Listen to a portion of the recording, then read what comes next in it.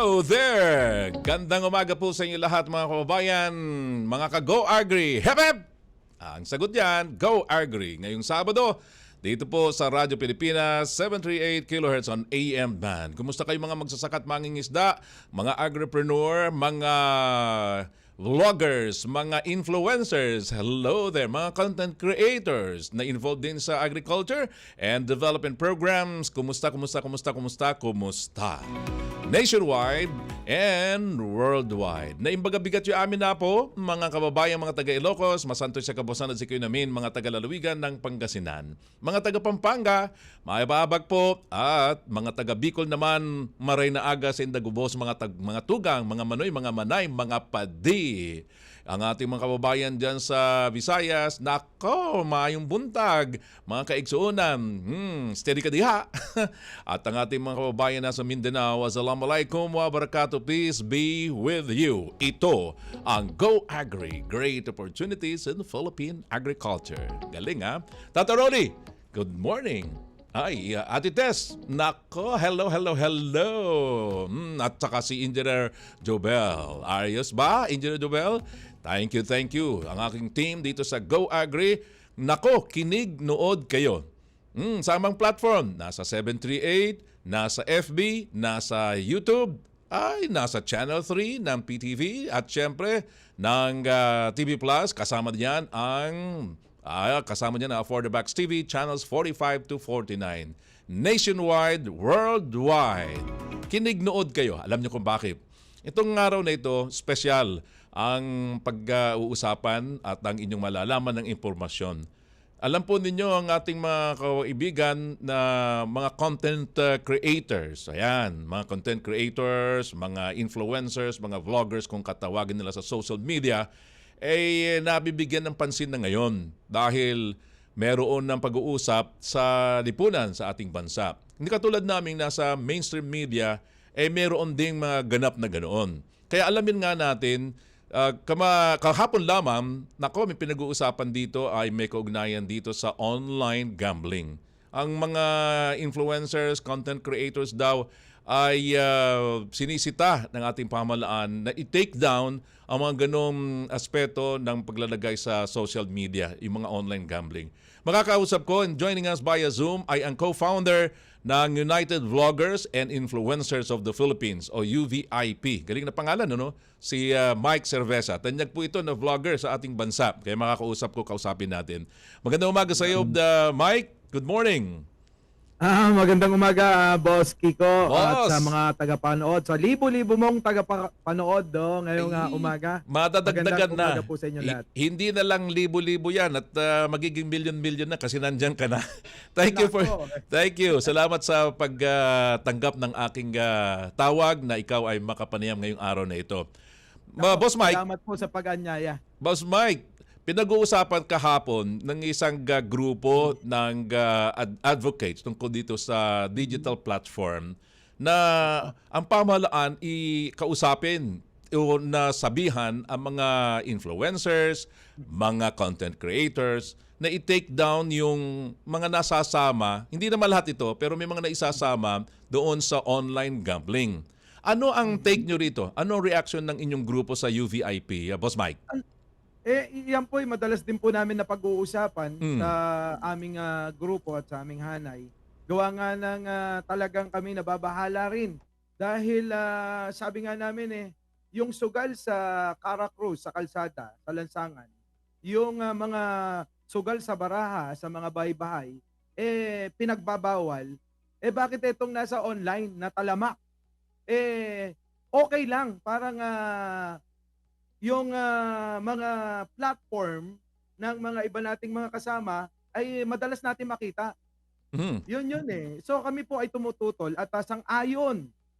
Tumututol kami sa pagpapalaganap at sang-ayon kami sa gustuhin ng gobyerno patungkol dito para naman yung ibang mga kababayan natin makagawa ng yung talagang makakapagtulong sa kanilang buhay. Hindi yung karamihan kasi ng mga na-addict na dyan, ay talagang kahit na anong gawin nila, kahit na anong mga pwede nilang ibenta para makapaglaro ng sugal, ginagawa na nila eh. So hindi na sila nakakapag-produce nung iba pang trabaho nila. Well, So hindi na, yeah. oo. Kita mo naman mga kababayan, mga nanonood ngayon, nakasubaybay sa palatuntunan ito, kung itong si Boss Mike Cervera, tanyag na tanyag sa kanyang mga vlog, baka mawalan na ako ng trabaho rito. Pero tutuloy ko muna, sa bilang nasa media, ang tawag namin dito ay mainstream, kailangan walang divisions pagkat iisa lang ang ating layunin palagay ko, yung pagtulong sa ating pamahalaan. So kayo tumututol doon sa mga ginagawa ng iba na hindi naman lahat ay mga nasa online gambling. Kayo ba sa UVIP, nakikita ko itong mga pinadala mong pictures ay kasama sa ibang mga community involvement. Pwede bang i-share mo sa ating mga taga-subaybay ngayon yung inyong grupo ay involved din hindi lang dahil sa nagsasalita kayo kasama ang social media, cyberspace, pero meron pa rin kayong outreach program. Tuloy mo, Yes, hindi Boss lang po Mike. yan. Kasapi po kami sa iba't ibang mga organization Okay. tulad ng Rotary. Opo ha. Kasama rin po kami. Yung ilan po, may mga iba namang membro na hindi naman po. Pero ako po, kaisa po dyan sa Rotary, kaisa po sa Maharlikan, at kaisa rin po sa mga Ad Fellows, kung tawagin po namin. Oh, Yan. nice. Oh, say Yun the yung mga organization po namin. okay, At syempre, tumutulong din po tayo sa mga kababayan natin na nangangailangan pagdating po sa aming mga organization na napagpupulungan kung paano namin po ito isasagawa. Alright, Boss Mike, fellow Rotarian. Papaano ba ang isang vlogger ay nakaka-impluwensa sa iba't ibang bagay? Kung mabuti ang intensyon, nasa mabuti. O maganda. Yeah, Kung nasa masamang intensyon, nasa masamang intensyon. Papaano ba? I-guide mo nga ang mga taga-subaybay dito sa mga ginagawa nyo bilang vlogger. Wag na po tayong lumayo. Tulad nga ng etong mga nangyayari. Hindi naman dati na masisisi din yung ilan nating mga kasama sa pagbablog na tumatanggap ng mga bayad para mag-promote po ng mga online sugal o online gambling o ano pa mang klaseng katawagan. Ano po. Pero alam nyo, para sa akin malaking impluwensya yon dahil bawat vlogger po may mga taga-suporta yan, may mga solidong mga talagang naniniwala at yun ang una-una nila na nai-impluwensyahan dyan. Alam naman natin kapag ka na-impluwensyahan ka ng sugal, marami na hong patunay dyan na talagang marami na rin nasira buhay, nasira pamilya at ultimo, yung kanilang kabuhayan ay nawawala. At pagdating naman po sa tama na inyong ginagawa sa pag-vlog, halimbawa po ng mga sinasamahan ng mga organization, malaking factor din po yan. Sapagkat dito sa mga organization na to ay tinuturo kung paano yung tamang pakikipagkapwa-tao, kung paano ka bumaba sa mga nasa laylayan, yung sarili mo, ibaba mo sa kanila, hindi ikaw yung lalapitan, yung mga ganon. At syempre, yung pong pagiging makadiyos at makabayan. Boss at Mike. syempre, yung pagsuporta sa ating gobyerno. Magaling, yung binabanggit mo, Boss Mike. Banggitin mo nga sa ating mga taga-subaybay ngayon, papaano nagsimula si Mike Cervera bilang isang vlogger o influencer? Paano nakatulong sa iyong buhay yan? Opo, ano ko po, actually hindi po talaga ni minsan hindi ko po pinangarap maging vlogger. Kaya lang po, sikat ka na Si vlogger, kung hindi man ako million na kay libo-libo lang. Ikaw million na mga taga-subaybay mo. Go ahead, Mike. Ito po, nag-umpisa po ito nung pandemic. Okay. Alam naman natin, nung panahon ng pandemic, tayo'y kinulong sa ating mga tahanan. Kaya matagal na panahon yan. Hindi po tayo sanay ng gano'n na walang ginagawa sa bahay. Kaya kailangan maghanap ka ng outlet para hindi ka maboard. Kasi baka mamaya alam naman natin, no? May mga hindi talaga nakaya. Yung pandemya. Kaya yung iba, hindi ko nababanggitin kung ano yung mga nangyari sa kanila. Pero ako kasi, Boss Kiko, nung pandemic, naghanap ako ng outlet ko at nakita ko nga ito. itong social media, itong YouTube, itong Facebook, sabi ko pwede naman yata ako ditong maglibang. Kasi marami akong pwedeng reaksyonan patungkol sa kung ano yung opinion ko at yung pananaw ko sa mga nakikita ko. Yan, tulad nga diyan na Oo. meron na Boss Kiko, kung matatandaan mo, Opo. merong lumabas diyan na isang nagpapanggap na Marcos Mhm. at yan po talagang kakilala ko na Ganon. ito ay peke. Kaya sabi ko, teka, peke ito, ba't pinaniniwalaan ng tao? Mhm, Ayun, nung mhm. lumabas ako, bigla hong maraming natuwa, maraming nagalit, dahil nga bakit ko daw sinisiraan yung isang taong tumutulong. Sabi ko, ako po ay nagpapaliwanag lang kung ano yung dapat yung paniwalaan. Maganda. Natuwa. Maganda yung Oo. binabanggit mo at malinaw na nasasabi mo Mm. paano nagsimula si Boss Mike Cervera or Mike Cerveza tuloy, Cervera. Cervera. Opo. Iba yun, yung Cerveza. Cervera ito. Malalaking Oo, yun. malalasing tayo yan. Anyway, as co-founder ng United Vloggers and Mm. Influencers of the Philippines, Boss Mike, ano sa inyong grupo, meron kayong tinatawag na The Big Five eh.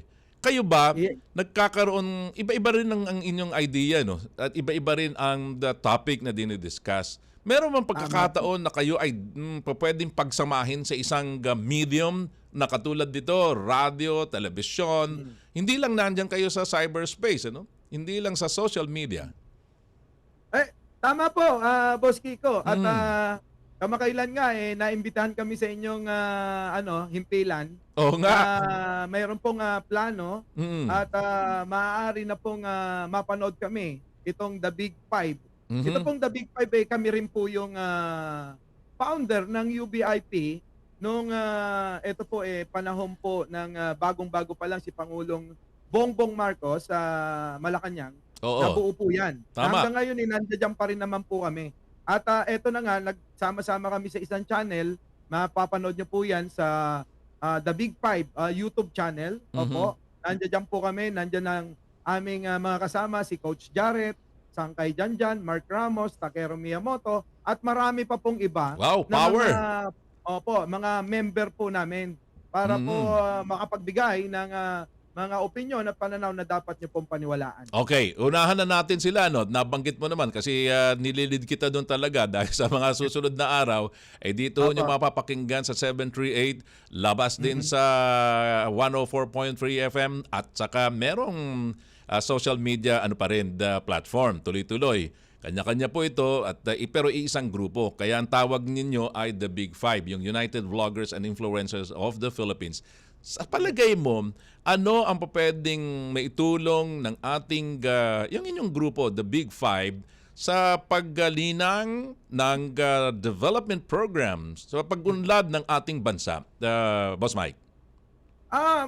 May tingin ko po ay hindi na rin matatawaran kung ano yung Mm. maiaambag natin o may Mm. itutulong natin sapagkat maluwag na po yung aming network. Kayo na rin po nagsabi na talagang yung naaabot ng aming mga channel at yung mga taga-suporta ng aming mga channels talagang nandoon na sa buong mundo na po Buong mundo na po yung mga nakikinig, sumusuporta at talagang nagpapakita rin po ng kanilang yung suporta na hindi lang basta suporta kundi kasama yung puso. O yan. So mahalaga po 'yan. Yung ginagawa ng marami nating kababayan sa ating mga ginagawang pagpapaliwanag, pagpapahayag ng kung ano yung dapat nga nilang paniwalaan at kung ano yung mga fake news na dapat ay pinapaalam sa kanila na wag nilang paniwalaan, tingin ko isang malaking bagay yan para makatulong sa ating pamayanan, ating bansa at ang ating gobyerno. Alam mo, kaysa ako doon sa nilabas na balita mula sa tanggapan ni Assistant Secretary Aboy Paraiso ng DICT sa ICC. Ano ha? Ang layunin dito ay yung bang mawala, matanggal yung mga influencers na ginagamit, sinisingit o nagpapagamit sa salita tungkol doon sa online gambling. May mga idadagdag ko lang bago ang aking tanong, Boss Mike. May mga balita akong natatanggap dahil itong programa ay development program sa agrikultura at agribusiness, ganyan. May mga naririnig ako mga balita na mga magsasaka, mangingisda, anak mismo, kamag-anak, ay nalululong sa sugal na nasa online.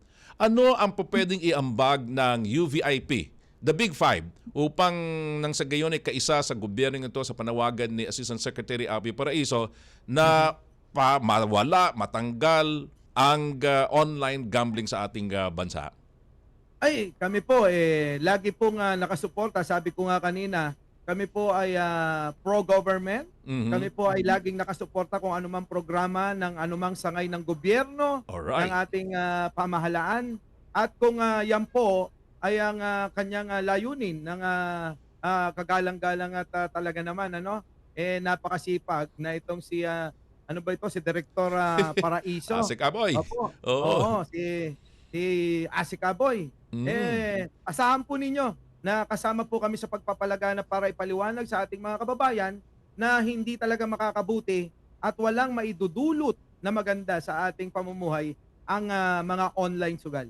Diyan sa grupo ninyo, sa The Big Five, ano-anong mga topics ang mga inyong pinag-uusapan? Ano ang inyong ibinabahagi sa ating mga sa buong ating hindi lang dito sa ating bansa, mga nakatutok sa social media? Usaping politika at Mhm. usaping may kinalaman sa pang-araw-araw nating kinabubuhay. Yan po. So nandoon sa pagtulong ang mga concerns ng mga OFW, Boss Mike.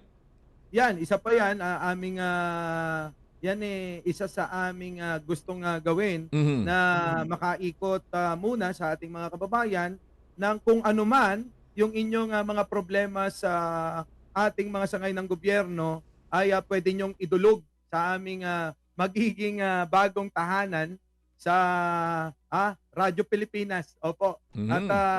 tumawag lang kayo sa mga ibibigay naming mga numero at nandiyan po tayo para tumulong para masolusyonan ang lahat ng mga hinaing, ang lahat ng problema na po pwede nating ilapit sa ating pamahalaan at gobyerno. Boss Mike, sa amin naman, welcome. Ako ay hybrid ang tawag ko sa sarili ko.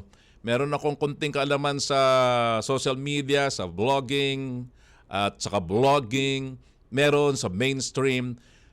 Kayo ba kasi kami nakakapagturo, ako mismo ay nakakapagturo sa mga hindi lamang mga estudyante ng communications, ng broadcast, ng journalism, kundi yung mga nasa kanayunan. Natuturuan ko yung mga maging tricycle driver upang sumali dito sa pagtalakay sa, kung tawagin ko ay community radio na na-set up na sa buong bansa mula Batanes hanggang Tawi-Tawi at kaisa rito ang Radyo Pilipinas.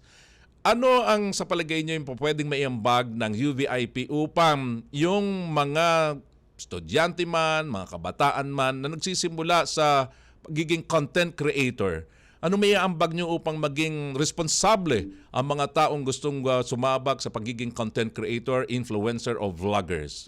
Boss Mike. Siguro unahin po nila na tignan o pakiramdaman kung gusto ba nila o nais nila itong industriya na to, sapagkat ito hindi lang ikaw ay nakakatulong sa komunidad, bagkus ikaw rin ay nakakatulong sa ating bayan at ang ating gobyerno.